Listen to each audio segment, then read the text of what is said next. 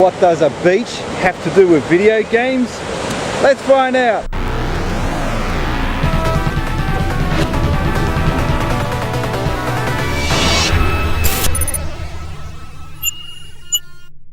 Since Spacies. So this is the Sydney suburb of Cronulla, and it is famous for its beaches. It has the longest beach in Sydney, and this is the suburb that, well, I grew up around this area. And the reason why I'm filming here is because in 1979, this is where I got to experience a lot of my video games. Obviously not on the beach, but right behind me. Now I'll move my camera over. So back there, it's a fancy restaurant now, but back in '79, that was a place called Joe's Milk Bar. And I'll put the graphic up of what it used to look like. But in there was a ton of arcade machines, pinball machines, milkshakes, burgers. This place went off. And then there was always a large lineups to get in to get the burgers in this place. Very famous with the surfers in Cronulla. And I don't know, the fancy restaurant might be for some people. I'd prefer the milk bar, to be quite honest, and I wish that the milk bar was still there. But anyway, let's get back to the room and we'll talk about 1979 and what happened in video games in that year. 1979, it was not a very busy year for the video game industry, but a couple of things were developing and the video game industry was starting to pick up from its infancy. So some of the major events that took place was Mattel. They did a test market release for the Intellivision console, and obviously it was a success because they later officially released the console in 1980.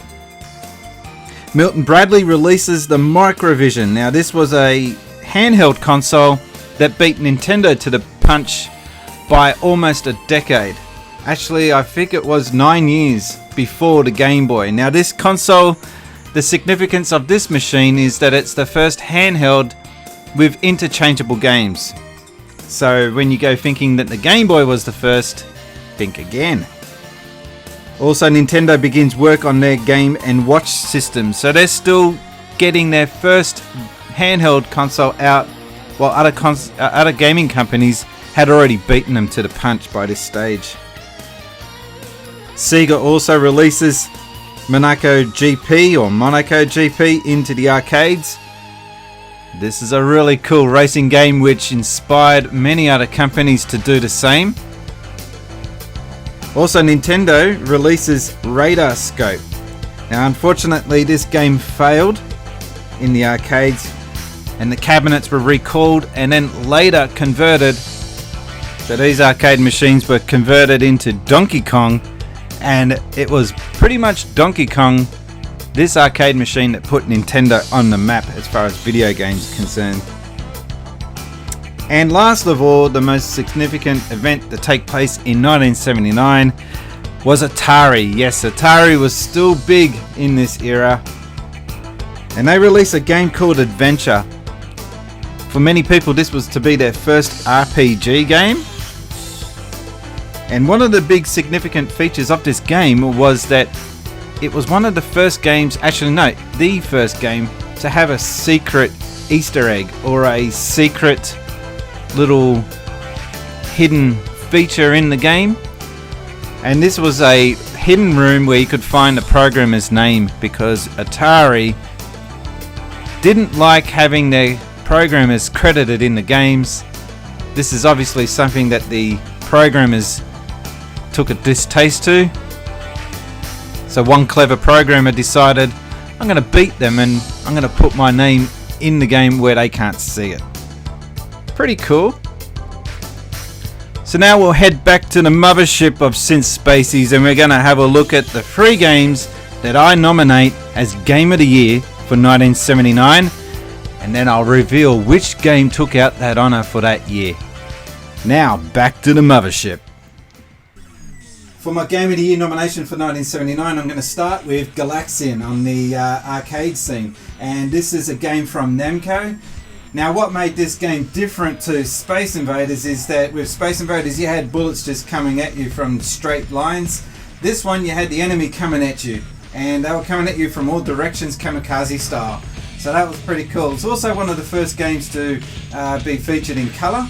I know that sounds like a real trivial thing now in 2018, but back then most of the games that were in the arcade were black and white. So there was a few other games that came out in colour before this one, but this was one of the first successful ones that came out in colour. So yeah, that's why it gets my Game of the Year nomination for 1979. For my second Game of the Year nomination for 1979, I chose Asteroids from Atari. So Atari were just starting to become this monster big company at that time, and it wasn't without good reason. They were hitting the arcade scene bigger than any other company in that era.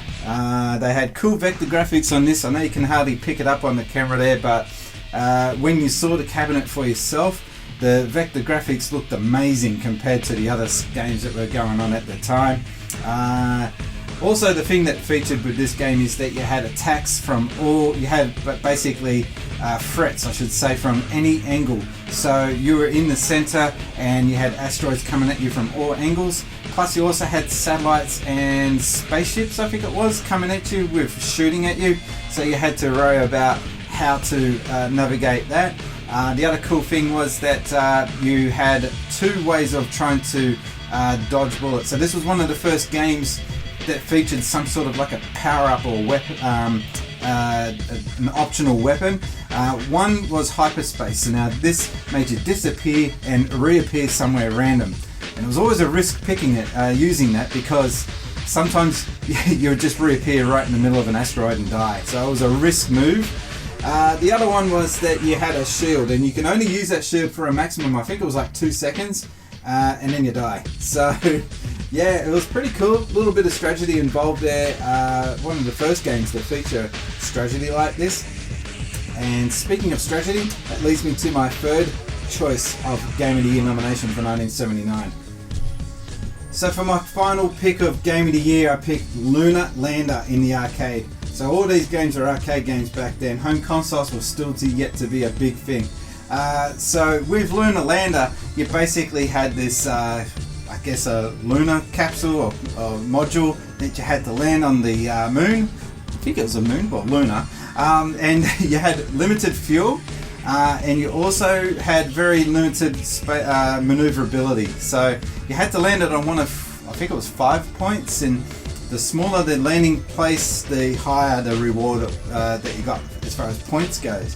Again, it used vector graphics, so when you got closer to your actual landing point, the camera would zoom in on that area, and you know, that was pretty cool little feature for a game back in 1979.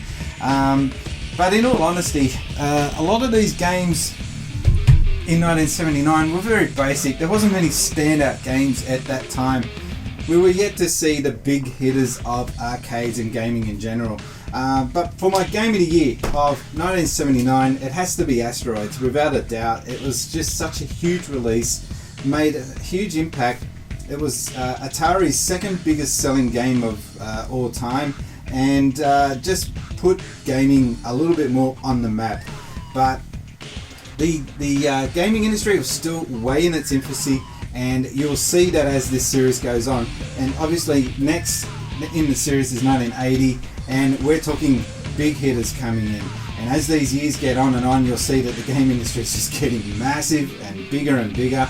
And I can't wait to see what Game of the Year options I'll have available for me in those years coming up. So that's been my look at 1979. A little bit, it's a real bit of a struggle to find stuff to point out and bring to you guys' attention in that year. But the next one is going to be a more interesting video, I guarantee you. If you are not already subscribed, please do so. Hit the subscribe button down below. I'd like to also have a big thank you to my Patreons. You'll see the link down below for the Patreons. I've got 7 Patreons now, so it's getting there. And I'm going to get out of this room. It is as hot as all hell. It's like 40 degrees, 100 and something Fahrenheit. I gotta time out. This is getting too much. My name has been Brian, and I've been gaming since Spacies. Thanks, guys.